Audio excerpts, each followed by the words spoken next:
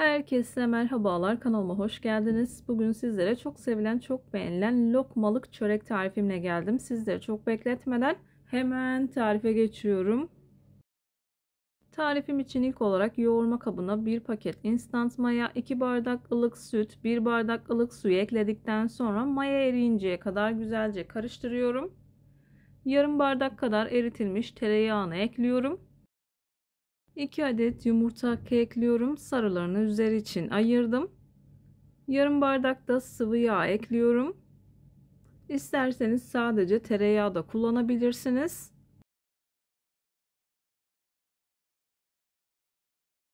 İyice karıştırdıktan sonra göz kararı olacak şekilde yaklaşık 3-4 bardak kadar un ekliyorum.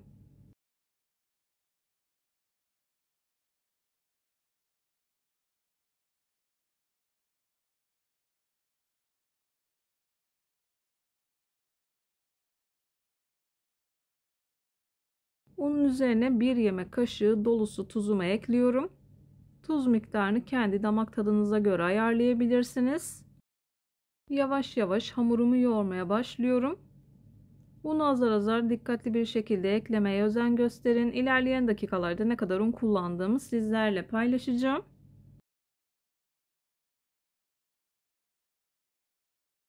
Hamurumuzun yumuşak fakat ele yapışmayan kıvamda bir hamur olması gerekiyor. Hamuru ne kadar güzel yoğurursanız yaptığınız hamur işi tariflerinden o kadar memnun kalırsınız.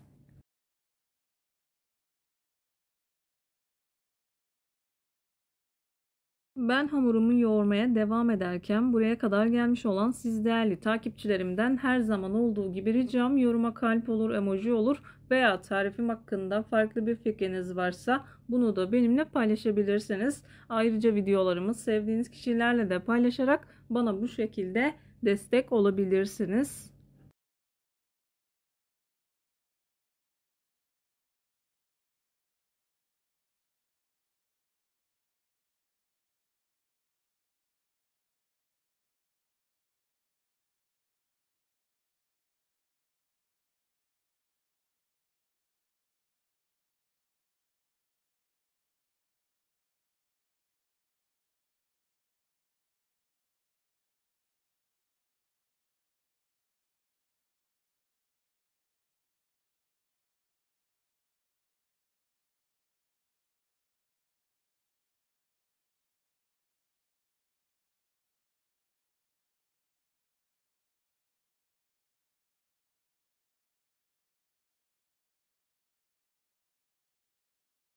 Hamurumu yeteri kadar yoğurdum. Oldukça yumuşak bir hamur oldu. Yaklaşık 9 bardak kadar un kullandım. Unun markasına ve kalitesine göre alacağı un miktarı değişebilir. O yüzden kontrollü kullanın. Üzerini streçle kapatıyorum. Yaklaşık 1-1,5 saat kadar mayalandırıyorum. Ortam sıcak olduğu için yaklaşık 1 saatte mayalandı. Mayalı bir hamur olduğu için ilk etapta hamurun havasını alıyorum. Havasını aldıktan sonra toparlayıp tezgaha alıyorum.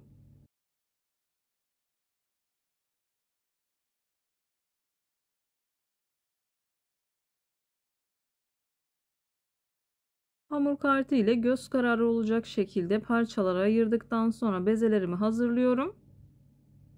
Büyük tepsi kullanacaksanız 3 beze, küçük tepsi kullanacaksanız da 4 beze yapabilirsiniz.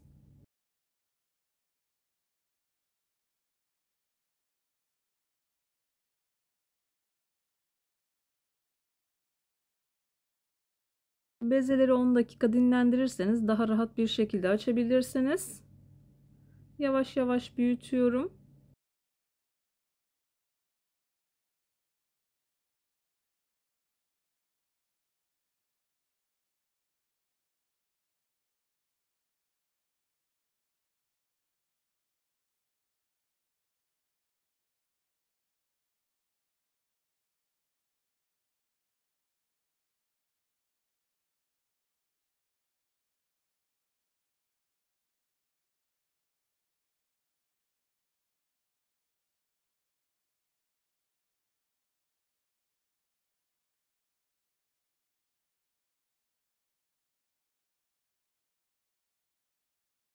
Yeteri kadar açtım. Yağlı kağıt serdiğim tepsiye alıyorum.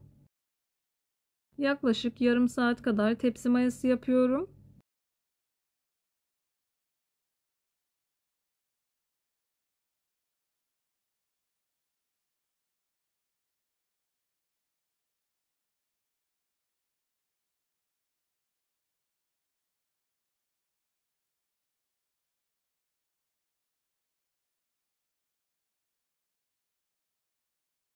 Yarım saat kadar üzeri kapalı bir şekilde tepsi mayasını yaptım. Hamur kartı ile dilediğiniz büyüklükte kesebilirsiniz. Ayrıca isterseniz bu tariften farklı farklı olarak da yapabilirsiniz.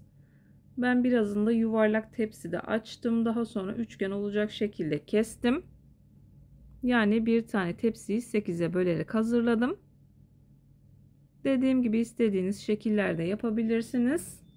Yumurta sarısının içerisine çok az pekmez karıştırdım. Çöreğin üstüne fırça yardımıyla sürüyorum.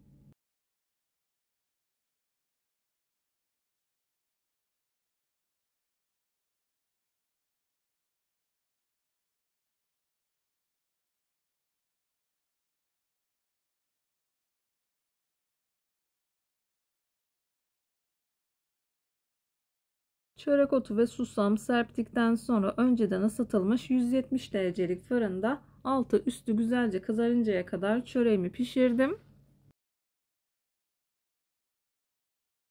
Çöreğim çok güzel bir şekilde kızardı. İlk sıcaklığı çıktıktan sonra sizler için doku testi yapıyorum. Sizler çöreğin güzelliğini izlerken bu arada ben de videonun sonuna gelmek üzereyim. Sizlere veda edeyim.